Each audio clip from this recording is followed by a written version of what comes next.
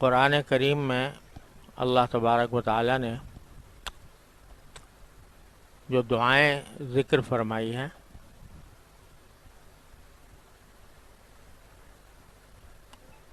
وہ یا تو ایسی ہیں کہ انبیاء کرام نے یا ملائکہ نے دعائیں مانگی ہیں، ان کا ذکر فرمایا ہے، یا پھر کسی دعا کے بارے میں تعلیم دی ہے کہ تم ایسی دعا کیا کرو. تو انہی کا بیان کچھ عرصے سے چل رہا ہے. اللہ تبارک و تعالیٰ اپنے فضل و کرم سے ہمیں صحیح طور پر مانگنے والا بنا دے. بندے کی سب سے بڑی کامیابی یہ ہے کہ وہ اللہ تبارک و تعالیٰ کے حضور منگتا بن جائے. اردو میں منگتا اس شخص کو کہتے ہیں. اب تو اردو بھی لوگوں کو سمجھ میں نہیں آتی. منگتا اس شخص کو کہتے ہیں جس کو عادت پڑی ہوئی ہو مانگنے کی. عام طور سے فقیر ہوتے ہیں بہت سے، تو ان کی عادت ہی ہے مانگنے کی، ان کو کہتے ہیں منگتا. تو اللہ تبارک و تعالی مانگنے کا عادی بنا دے. اللہ تبارک و تعالی سے اپنی ہر حاجت چھوٹی بڑی اللہ تعالی سے مانگنے کی عادت پڑ جائے تو انسان کی سب سے بڑی کامیابی ہے. ہمارے حضرت حکیم الامت قدس اللہ تعالیٰ سرہ، اللہ تعالیٰ ان کے درجات بلند فرمائے، وہ ایک مرتبہ اسی طرح دعا کی فضیلت بیان فرما رہے تھے کہ بھئی مانگنے والا چاہیے، دینے والے کے ہاں کوئی کمی نہیں. مانگنے والا چاہیے تو اللہ تعالیٰ کے ہاں دینے میں کوئی کمی نہیں. کسی نے کہا بھی ہے،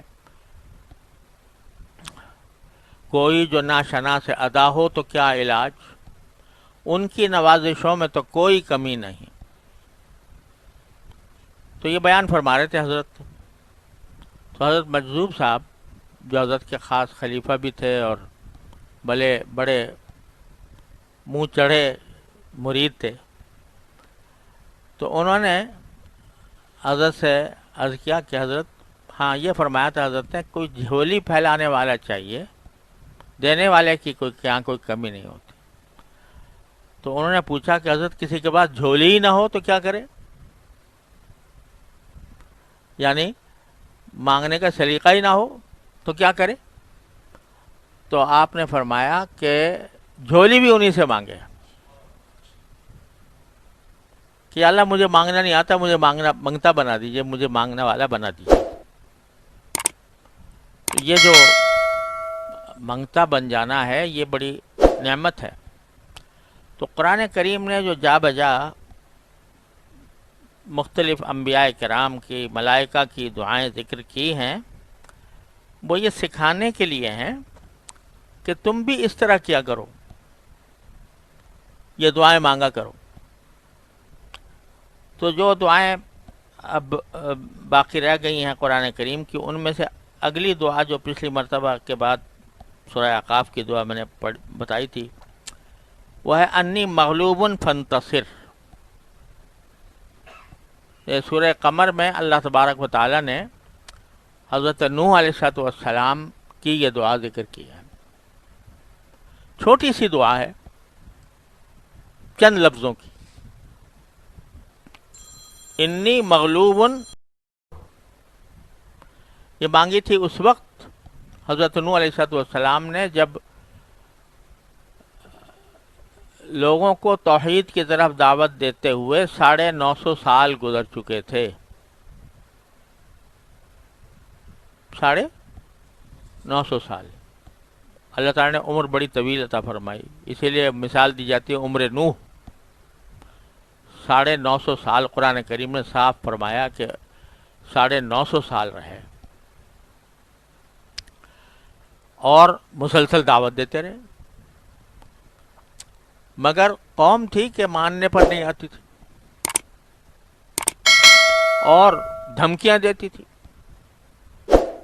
کہ اگر تم نے یہ سلسلہ جاری رکھا، ہماری دین کے خلاف نیا دین لے کر آ گئے، تو ہم تمہیں پتھر ماریں گے، ہم تمہیں نکال باہر کریں گے، خدا جانے کیا کیا دھمکیاں دیتے تھے۔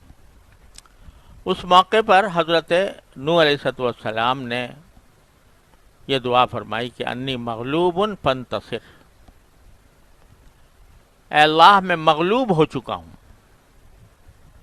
یعنی میرے جو مخالفین ہیں، میرے جو دشمن ہیں، وہ مجھ پر غالب آ چکے۔ بہت کوشش کی میں نے، سورہ نوح کے اندر تفصیل سے اللہ تعالیٰ نے ان کی کوششوں کا ذکر کیا ہے اور دعاؤں کا۔ تو یہ دعا فرمائی کہ میں دوسرے میرے مخالف مجھ پر غالب آ چکے ہیں، فانتصر، لہذا آپ ہی میرا بدلہ لیجئے اور آپ ہی میری مدد فرمائیے۔ چنانچہ اس دعا کے نتیجے میں اللہ تبارک و تعالیٰ نے مخالفین کو طوفان بھیجا اور طوفان سے ہلاک کر دیا۔ تو یہ دعا اللہ تبارک و تعالیٰ نے مختصر سے الفاظ میں، ویسے لمبی دعائیں بھی ہیں حضرت نوح علیہ السلام کی، سورہ نوح کے اندر بیان ہوئی ہیں، لیکن یہ اختصار سے چھوٹی سی دعا سورہ قمر میں بیان فرما دی۔ یہ ہمارے لیے ایک سبق ہے کہ جب کبھی انسان مغلوب ہو جائے، مخالفین نے گھیرا تنگ کر رکھا ہو، محصور ہو جائے اور دشمن غالب آ رہا ہے، تکلیف پہنچانے والے تکلیف پہنچا رہے ہیں، تو اس وقت میں اس کو چاہیے کہ اللہ کو پکارے۔ چھوٹی سی جملہ ہے، انی مغلوب فانتصر، ہر قسم کی مخالفت میں۔ اور میں عرض کرتا ہوں کہ خاص طور پر جو انسان کو اس کی ضرورت پیش آتی ہے، علاوہ دشمنوں کے، مخالفتوں کے، ہم سب کو جس کی شدید ضرورت ہوتی ہے وہ یہ ہے کہ نفس اور شیطان ہم پر غلبہ پا لیتے ہیں، گناہ کے تقاضے دل میں پیدا ہوتے ہیں، شیطان بہکاتا ہے، کہتا ہے کہ فلاں گناہ کر لو، نفس بہکاتا ہے کہ وہ لذتوں کا طالب ہے، تو لذتوں کی طرف آدمی کو بہکا کر لے جاتا ہے، یہ آنکھ سے لذت لے لو، ایک نامحرم کو دیکھ لو۔ آج کل تو اللہ بچائے جو اسباب جو ہے نگاہوں کے، گناہوں کے اسباب اتنے پھیل گئے ہیں چاروں طرف، اور اتنے پھیل گئے ہیں کہ آدمی کو اپنا ایمان بچانا مشکل ہو گیا ہے۔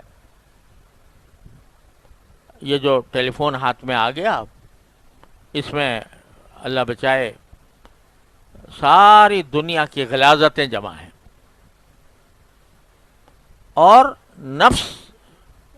نفس کے تقاضوں کی اس میں تکمیل کا سامان ہے، اور آگ بھڑکی ہوئی ہے خواہشات نفس کی، ہر طرف آگ بھڑکی ہوئی ہے۔ اور وہ جو حدیث میں آتا ہے کہ حفت الجنت بالشہوات، کہ جنت جو ہے وہ نفسانی خواہشات سے گھری ہوئی ہے، اس کے ارد گرد شہوات کا، معاف کریے گا، حفت الجنت بالمکارم وحفت النار بالشہوات، او کما قال صلی اللہ علیہ وسلم، کہ جنت تو گھری ہوئی ہے مکروہ چیزوں سے، جو ان کو نفس نہیں مانتا اس کام سے،